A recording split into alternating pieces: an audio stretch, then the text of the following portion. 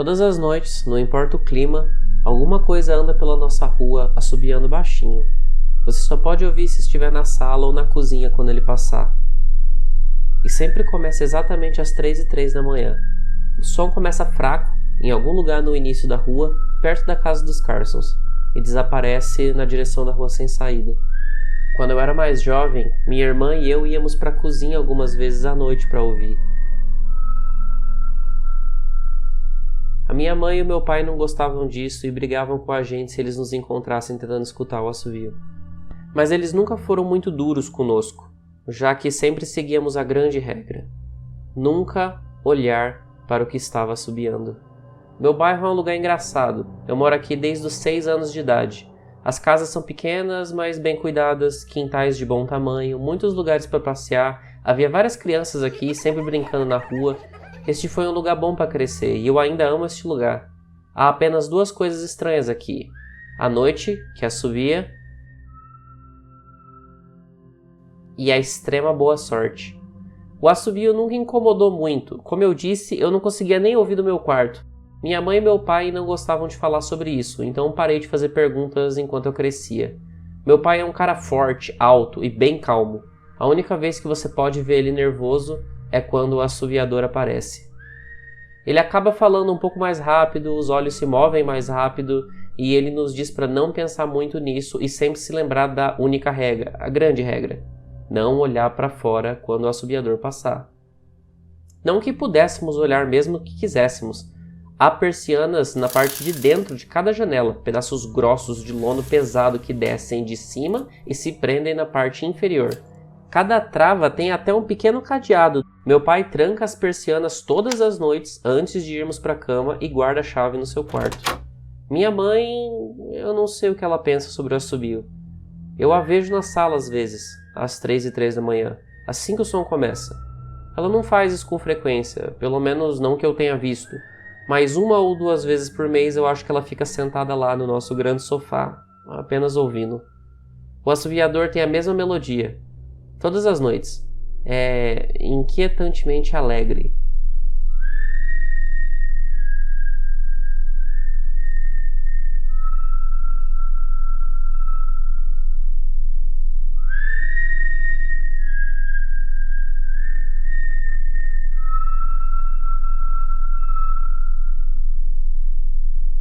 Lembra que eu disse que há 2 coisas estranhas onde eu moro? Bem, além do nosso assobio à noite, todos no meu bairro têm muita sorte. É difícil de explicar e o meu pai também não gosta que falemos muito sobre essa parte. Mas coisas boas parecem acontecer muito com as pessoas por aqui. Normalmente são coisas pequenas: ganhar um concurso de rádio, conseguir uma promoção inesperada no trabalho. O clima sempre tá bom, não há crime, os jardins todos florescem mais brilhantes no outono. 1 milhão de pequenas bênçãos, ouvi minha mãe dizer sobre morar aqui. Mas a principal razão pela qual ficamos aqui, mesmo depois do assovio, é a minha irmã Nala. Ela nasceu muito doente, algo com os pulmões dela. Não conseguíamos nem trazê-la para casa quando ela nasceu, apenas visitá-la no hospital. Ela era tão pequena, uma máquina teve que respirar por ela. Nós nos mudamos para nossa casa aqui, para ficar mais perto do hospital. E assim que nós nos mudamos para cá, a Nala começou a melhorar.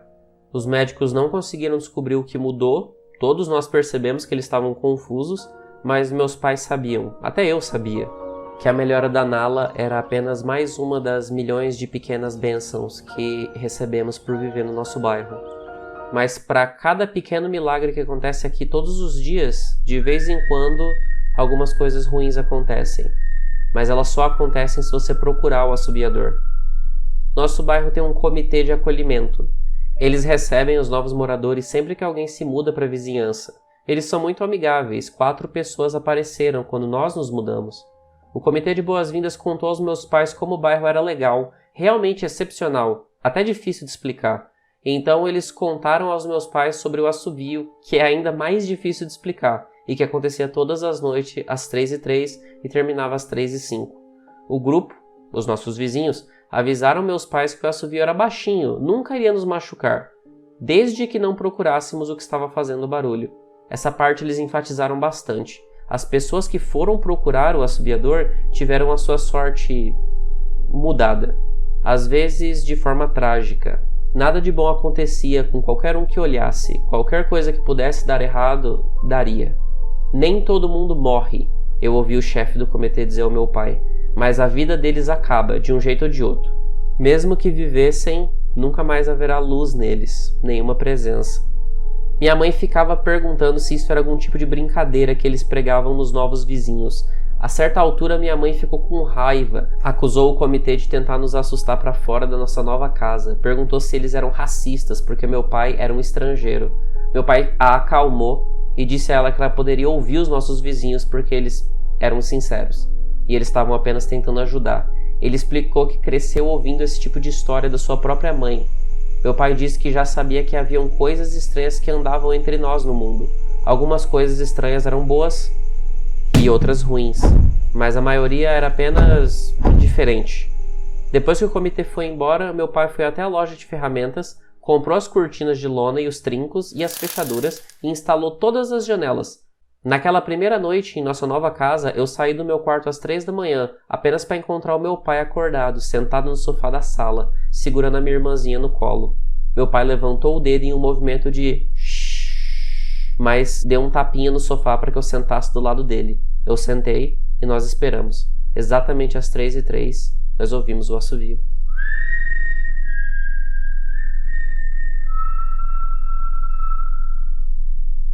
Ele veio e foi, exatamente como os nossos vizinhos disseram. O assovio retorna todas as noites e nós nunca olhamos, desfrutamos de nossas milhões de pequenas bênçãos todos os dias. Mas não muito tempo atrás, nós ganhamos novos vizinhos e a história deles é um pouco diferente da nossa. Se você gosta das histórias contadas aqui nos meus vídeos e quer ver mais vídeos como esse, não esquece de se inscrever no canal para sempre ser avisado quando eu fizer um post novo.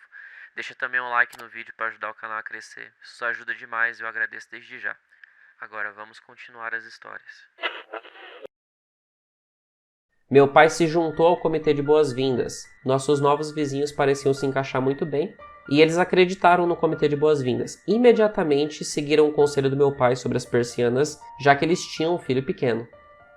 Uma noite, quando os nossos novos vizinhos tiveram que viajar, eles deixaram seu filho, Holden, com a gente. Ele tinha 12 anos de idade, um ano a menos que eu na época. Eu não o conhecia bem antes daquela noite, mas assim que os pais deles o deixaram, depois do jantar, eu percebi que a gente ia ter problema. Você sabe quem que está sempre assobiando do lado de fora todas as noites? Holden perguntou no momento que os adultos saíram da sala. A minha irmã, que já tinha 7 anos de idade nessa época, e eu trocamos um olhar. Nós não falamos sobre isso. Eu acho que é aquele esquisito que mora na grande casa amarela da esquina, disse Holden. O senhor João? A minha irmã perguntou. De jeito nenhum, ele é muito legal. O Holden deu de ombros. Então deve ser um assassino psicopata. A Nala ficou tensa. Nós não falamos sobre isso, eu repeti. Vamos para o meu quarto e vamos jogar um pouco de videogame. Passamos as horas seguintes jogando, comendo pipoca e assistindo filmes. Uma típica festa de pijamas, mas eu podia ver que o Holden estava ficando nervoso. Depois que meus pais nos desejaram boa noite, trancaram as persianas e foram para a cama, o Holden se levantou do seu puff, caminhou até onde a Nala e eu estávamos sentados, na beirada da cama, e perguntou: "Você já tentou olhar? Tá quase na hora." Eu suspirei e disse, nós não... Veja, eu não posso nem tentar olhar, porque o meu pai tranca as persianas todas as noites e esconde a chave. Ele continuou falando, me ignorando completamente. O nosso pai também, disse a Nala. O Holden sorriu. O seu pai fecha as cortinas, sim, mas ele não esconde a chave. Ele mantém ela no chaveiro normal. E daí? Eu perguntei, preocupado porque eu meio que já sabia o que ele ia dizer em seguida. Então, depois que seu pai trancou a janela, mas antes de seus pais irem para a cama, eu fui ao banheiro e no caminho eu espiei o quarto deles. E eu posso ter visto o chaveiro do seu pai na mesa da cabeceira e talvez eu tenha pego emprestado a chave da persiana. A Nala e eu nos olhamos assustados. O sorriso dele só aumentou. Você tá mentindo, eu disse. O Holden deu com os ombros e disse, você pode verificar se quiser. Basta abrir a porta dos seus pais e procurar pela chave. Eu corri para o quarto dos meus pais, 2 passos no escuro e eu congelei. O assovio começou e eu pude ouvir claramente, do quarto dos meus pais, eu digo.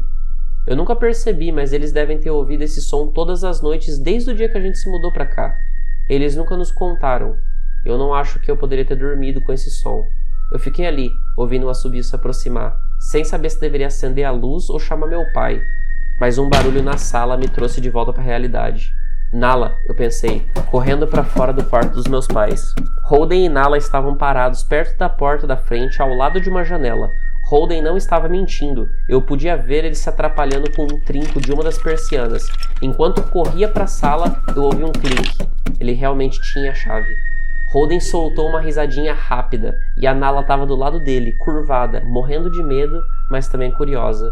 E que culpa ela tinha? Ela tinha 7 anos de idade. O assovio estava bem do lado de fora da nossa casa agora.